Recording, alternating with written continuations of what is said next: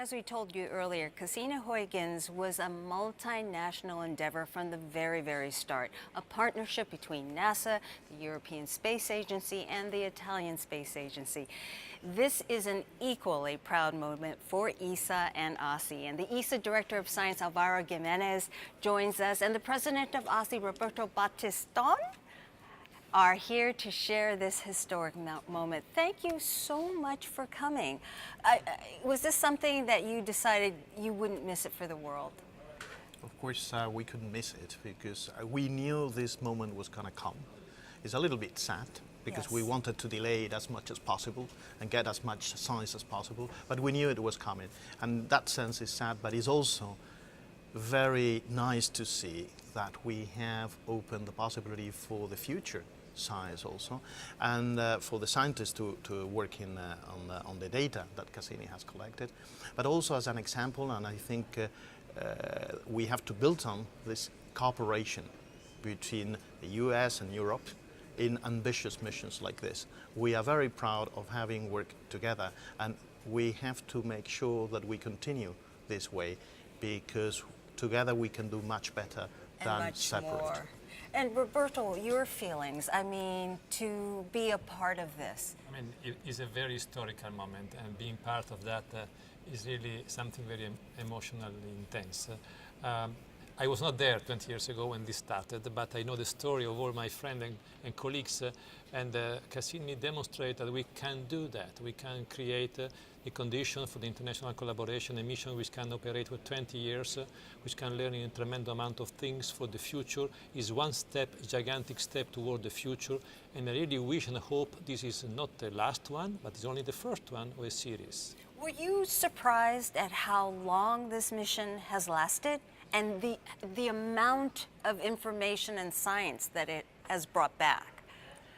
Not so much about the length. I think we all dreamt about it, but the discoveries and what we have found in the Cassini system, in the Saturn system, are simply amazing. We were surprised by that. And ESA's role with Huygens and working on Titan, I mean, what was the high points for you? Well, for me, Huygens was getting to Titan. We landed there in 2005, but the whole purpose was to understand the atmosphere of Titan, to analyze the atmosphere, which is a prebiotic atmosphere full of nitrogen and methane and these kind of elements, which is what we thought that these bodies outside in the outer part of the solar system were before life could appear.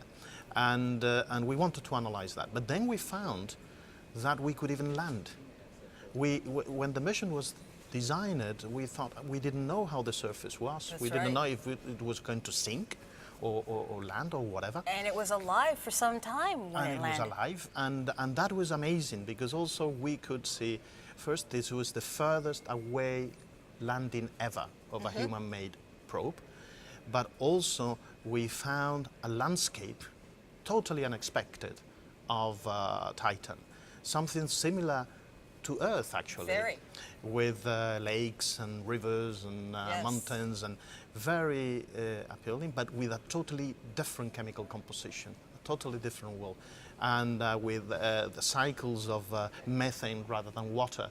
But it is so interesting, it's so But looking at attractive it, that, it yes. does look very, very familiar. Yes. And Roberto, let's talk about ASI's role and the high gain antenna.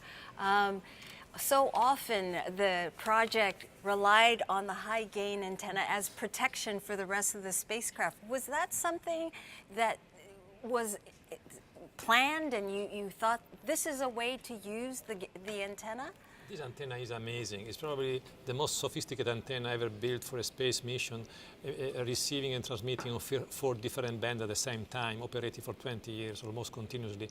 So that was the core of it. But indeed, you are right. It was designed to be as a passive thermal protection system. Going to Venus, this was shielding the satellite from the intense solar radiation. And getting into the Saturn environment, it was shielding again the micrometeorite, basically measuring by the vibration on the antenna itself the amount of micrometeorite which was hitting, and to use that as a protection when entering in certain location, like the space in between the annulus and the Saturn planet, which was unknown, totally unknown. And I think this is amazing, such a sophisticated instrument to be used as a thermal shield or as a micrometeorite shield, indeed. And Cassini was such a well-made machine and served so well. I think in its entire flight, it had only safed, I think, 3 times, and that was all. But could not have done it without both ASI and ESA. And we are so pleased that you are here and joining us. And these are the kind of stories about space mission that we should be told, because the fact that it was smooth and perfectly designed without trouble is a tremendous, giant bonus and should be known. Right. Well, thank you again for coming out and being with us on this very, very special day. Thank you to you. All right.